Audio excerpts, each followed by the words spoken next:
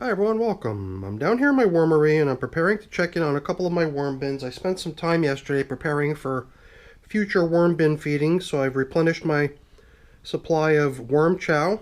It's mainly bird seed. I'm trying to think if there was something else thrown in there. Oh yeah, some peanut shells. And then I also took a little time to replenish my supply of prepared bedding. So the worm bin that the worm bins that we're going to be feeding today are my so-called original red wigglers, and they're the two bins that are stacked up right over here.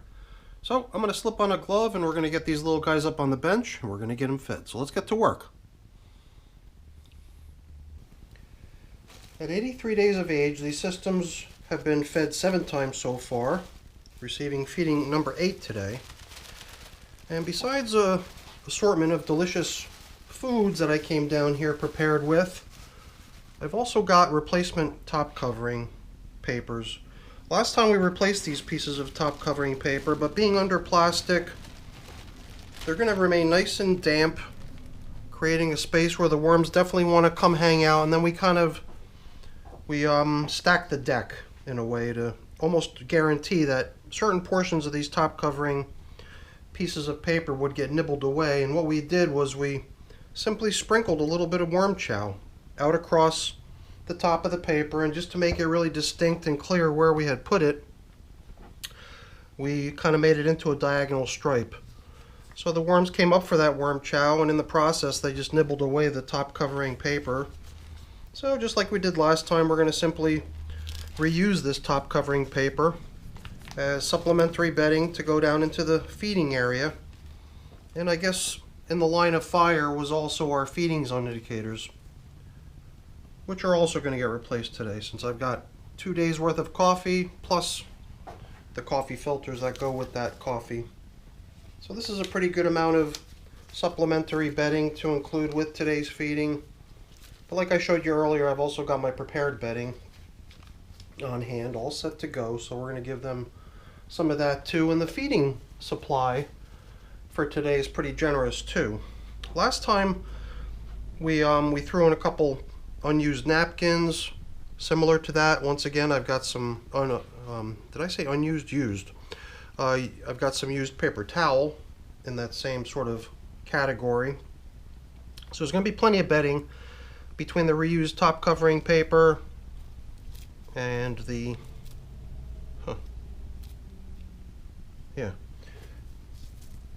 and the reused coffee filters. I'm sorry, I just got a little distracted there. I was trying to figure out what this thin film was, and I did feed cucumber last time. It just kind of made me wonder, could that possibly somehow be the skin of the cucumber? It seems unlikely, because I mean it was buried down in the feeding area. It's just so different from all the rest of the stuff in the bin. So now my bins typically get protected from becoming dry when they're still young by being covered in plastic, as you saw with the bubble wrap coverings these systems have. But in time, in the summer at least, I'll eventually get to the point where I feel like the systems are doing well enough on their own without any help, hanging on to their moisture content. And then I'll replace the plastic coverings with paper-based stuff like newspaper, cardboard, whatever. So if we get to a point in these systems where we feel like the moisture content is sort of increasing to the point where we'd like to see it a little bit drier, a little bit more flaky and loose, then we can always eliminate the bubble wrap top coverings for something a little bit more breathable. It seems like some of these paper fragments that we're bumping into must have been some of the old top covering newspaper that we replaced last time. So there's even a little bit of leftover of that, surprisingly. And they're going to get even more, so hopefully they appreciate it. Here's some more of it. That's okay.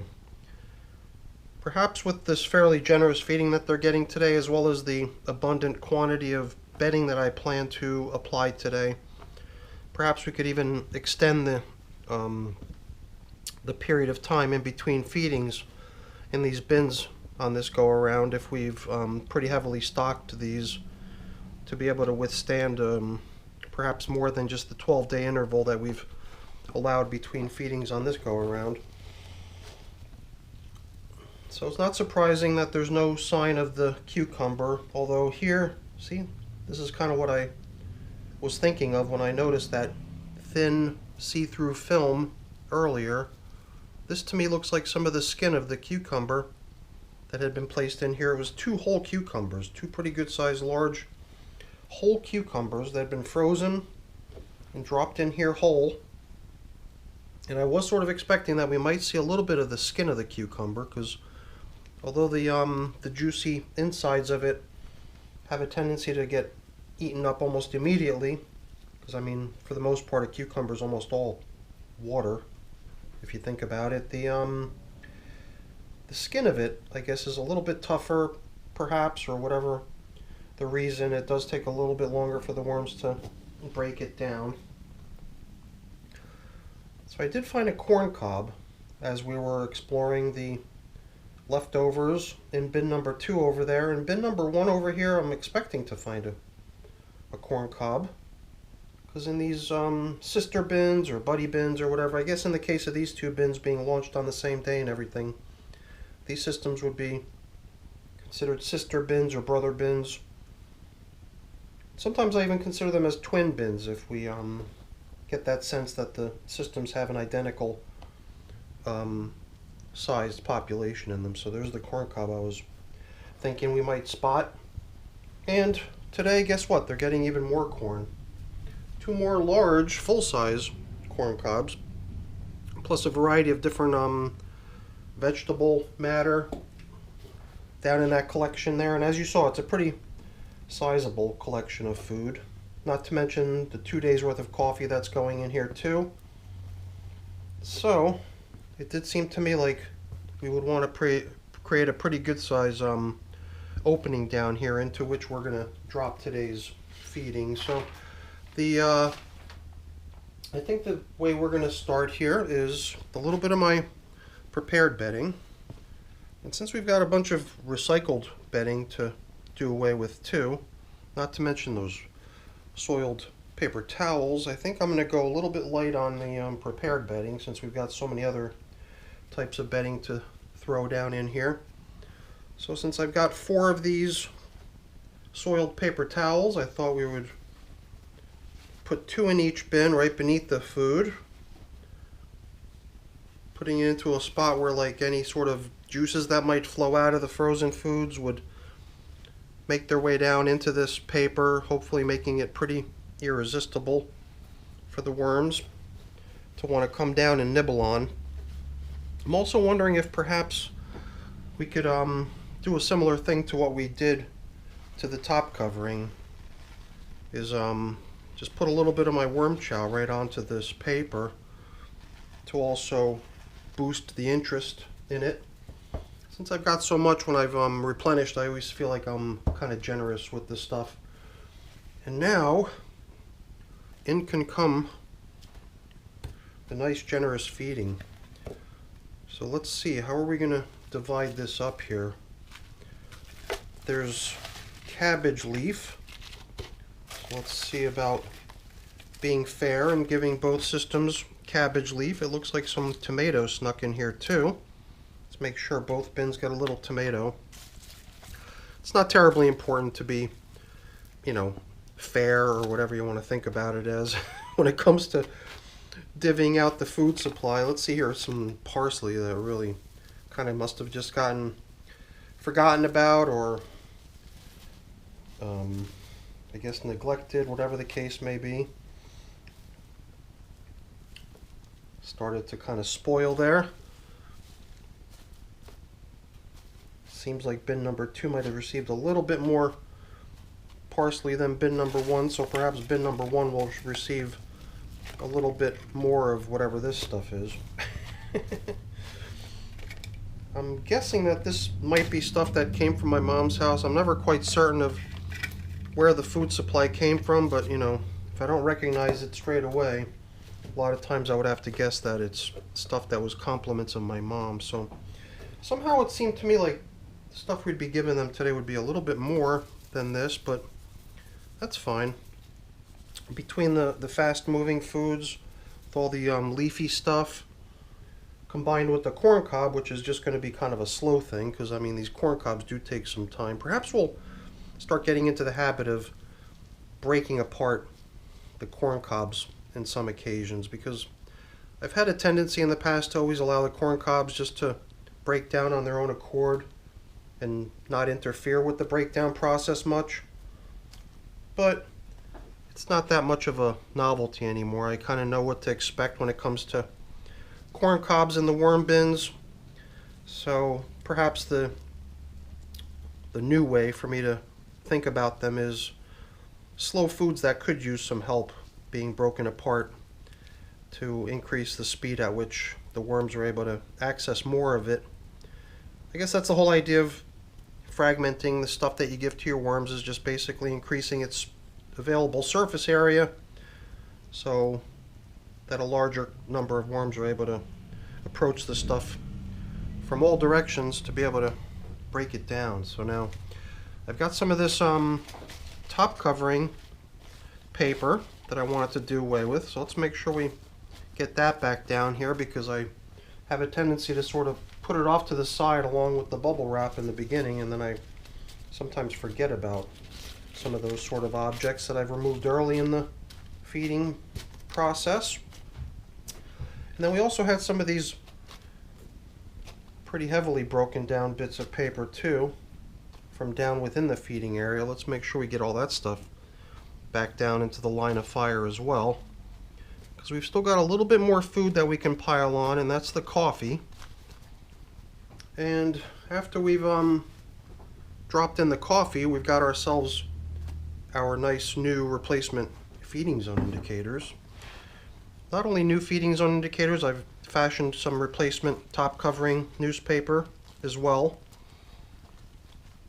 And I guess we know what happens if you sprinkle worm chow onto top covering paper. If it's going to be receiving recirculating moisture from top covering plastic on top, it basically is going to get eaten pretty fast. And I guess if we wanted to do that again here, we certainly could. Let's spice up the coffee with some more worm chow, which is something I like to do. Once again, I'm being pretty generous here. And